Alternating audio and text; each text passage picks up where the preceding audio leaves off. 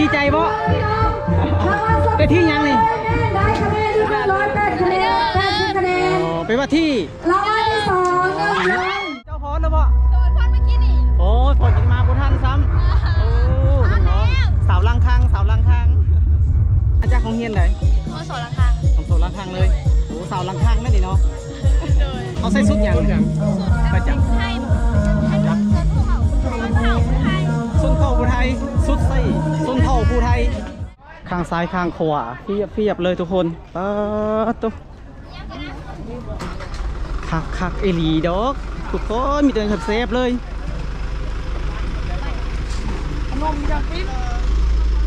เซฟอีหลีขนมเซฟขนมเซฟ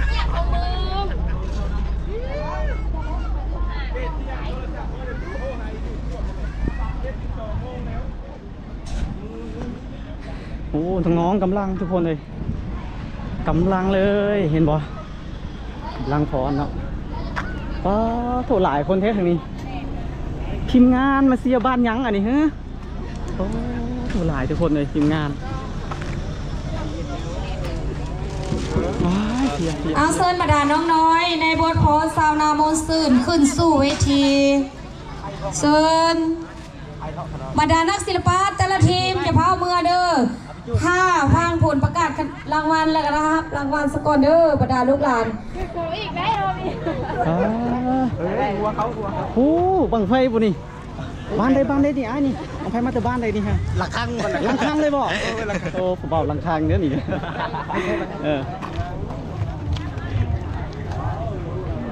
โอ้พอแล้วปะพอแล้วโอ้หอมบอน้อง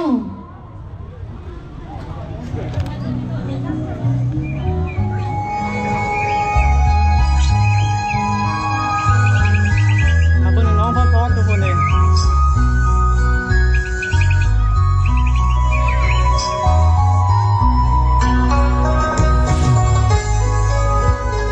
พรขนาดเลยทุกคนเลยคือเจ้าพรแล้วปะโดนฟันเมื่อกี้นี่โอ้ยฝนกินมาบุทันซ้ำโอ้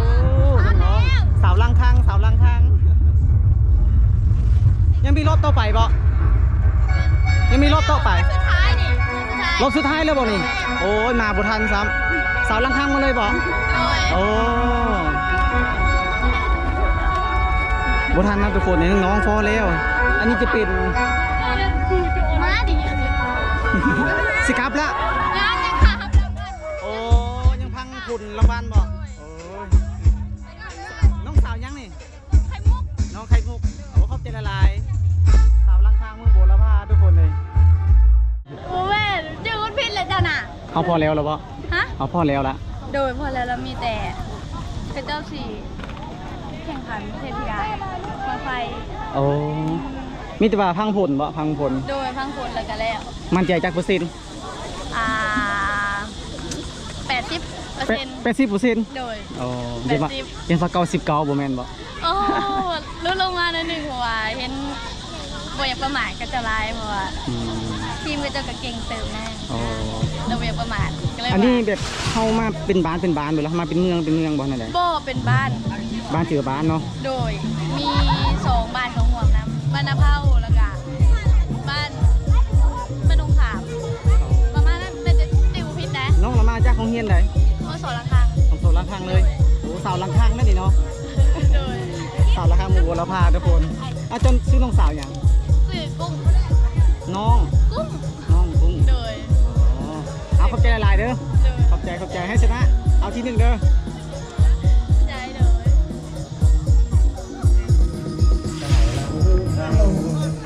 อีกรอบในรายการต่อไปก็จะเป็นการโซ่ธิดาบังไฟประกวดธิดาบังไฟเนาะเส้นบรรดาแค่ทุกท่านเนาะเอาน้ำเป่าด้วยฮะเป่ามีคนโซนมาได้หนิโซนมาหนิหม้อ2จ้องใดเพิ่นวะหม้อ2มาเลยเพิ่นบอกว่าหม้อ2จ้องใดเพิ่นวะนี่เขาพอแล้วหรอบ่พอแล้วโอ้ไปบ้านรอพังผุนบ่ที่ไปเจ้าตั้งโอ้ย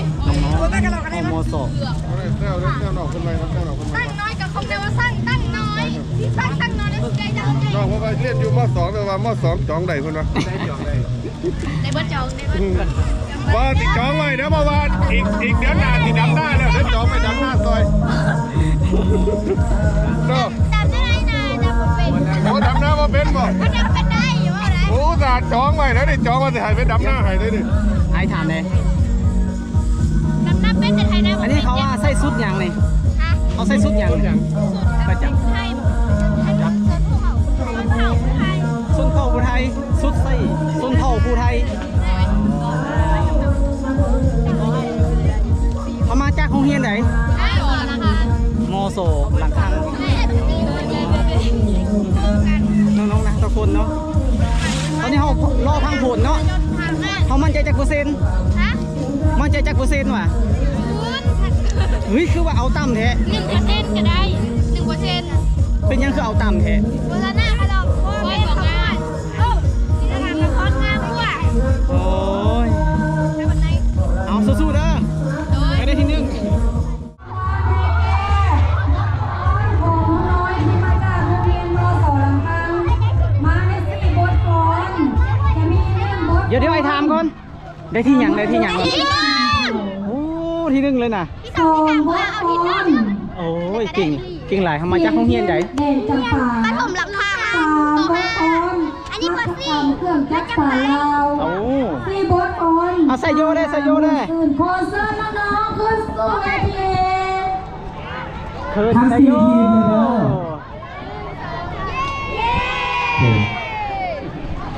เอาโอเคขอบใจหลายๆ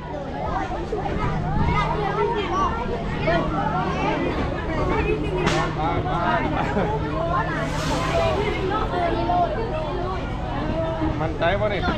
ผู้ใดบ่มั่นใจมั่นใจ ทีนึงบ่มันใจบ่มันใจบ่นี่มันใจจับมือเอามันใจจับมือทีนึงจับมือน้องขึ้นทับรางวัลทุกคนเลย เป็นจะได้ดิเป็นอย่างผู้สาวเขาบอกผู้บ่าวเขาเลยสองสาว ทีมเฮ็ด2แล้วอย่ามาเอาเดียวแน่ข้างหน้าพี่ลูกข้างหลังมันสิ เอาที่หนึ่งเลย เอาให้ได้ทีนึงเด้อเอาเงินมาซื้อเบียร์อีก เอาเงินมาซื้อเบียร์อีกคนแรก จริงคือนี่จะมามีเงิน เซิร์นมาด่าน้องๆสู่เวทีเลยเด้อ น้องขึ้นทับรางวัลทุกคนเพราะผู้บ่าวมีฟุตละล่อเนาะ มีผู้บ่าวอยู่ใส่คนแรกเขาจะเห็นมือจะสี่ ว่าตัวแรงเห็นว่าตัวแรงนี่ตัวแรงเจอว่าตัวแรงผู้บ่าวล่อไป ผู้บ่าวจะได้ยังเห็นมืออ่อนๆยังสี่อยู่ เอาเซิร์นน้องๆขึ้นสู่เวที ทีนึงนะ ทีหนึ่งเด้อ คือคอยคือให้ทีนึงทุกโรงเรียน ให้ทุกคนเลยเนาะทีหนึ่งตลอดป้าผู้บ่าวแล้วคนละล่อเนาะเป็นไงดีใจบ่ได้ที่ยังนี่ ได้คะแนนที่108คะแนน80คะแนน ไปว่าที่ รางวัลที่2เลยรางวัลที่3 ดีใจบ่ 88รางวัลที่2แม่189รางวัลชนะเลิศรางวัลที่1แม่197คะแนน เอามาจากโรงเรียนใดนี่ ลืมประกาศรางวัลนะอันนั้นการประกาศรางวัลของน้องน้อยนักศิลปะทั้งหลายแม่นจบไปด้วยดีเนาะและก็ได้รับรางวัลของผู้ใจผู้ใหญ่ใจดีให้ความรู้ทั้งสู้ในครั้งนี้ ใจในตัวเอง และรายการต่อไปก็จะได้ประกาศ ได้ที่ไหน รางวัลที่3ไปที่บุคคลที่พวกเราจะจบ พวกหลานได้เห็นได้ที่3พอได้ที่1ที่2กับที่3ก็ดีใจแล้ว อ๋อ ในงานก็จะประกาศเกี่ยวกับธิดาบ้างไฟรายการต่อไปเราจะประกาศ ในใจของน้องบ่ได้คิดว่าตอนที่เฮากำลัง ประจำวัน ประกาศผลเขากะได้ที่ยังเหรอ ว่าหมายเลขใดจะได้ครองดับหนึ่งเหลือชนะเลิศประจำปีนี้เนาะ อันนี้มัน เตรียมขึ้นสู่เวที มันคาดฝันไปเนาะได้ที่3 โดยก็เป็นจากปีหน้าเอาใหม่ ปีหน้าเอาไป ที่1มาที่3 ได้ที่ยังแท้นี่ ที่2มา2 โอ้ได้ที่2 ได้ ดีใจบ่ ดีใจดีกว่ามาได้ก็สิได้ที่4แล้ว เก่งหลาย คิดว่าสิได้ที่4แล้วค่อยว่าเอื้อนตรงกลางในดอนเราจะได้ที่นี่ น้องๆดีใจหลายขนาดทุกคนในที่2เนาะ ปีนี้ห้องแซมปีหน้าที่1ปีหน้าที่1 ตัวแม่ประกาศ5งานผู้มีงาน น้องสาวยังเจ้า ฮะ น้องสาวอย่างนี้ น้ำเบอร์ซี่ ชื่อเล็ก เดือน5 สาวได้สาม ชื่อวันนา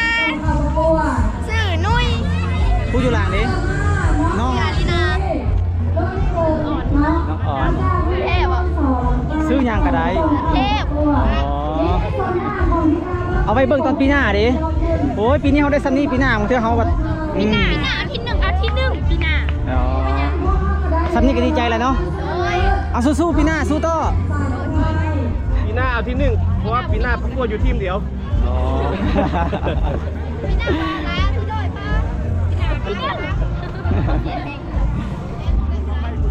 บอกกล้าว่าความตั้งใจเฮาที่กำลังประกาศผลออกมาเฮากล้าได้ที่อย่างเทเฮารุ่นนำรุ่น ที่กะที่4พุ่นน่ะที่สุดท้ายเลยโอ้โห ก็ได้รับว่าส้มเคยแหละ อ๋อ สุดท้ายก็ได้ที่เอาไว้อย่างที่ โอ้ยรางวัลหลายแท้อ๋อรางวัลหลายแท้โอ้เก่งหลายเก่งหลายส้มเซยทำ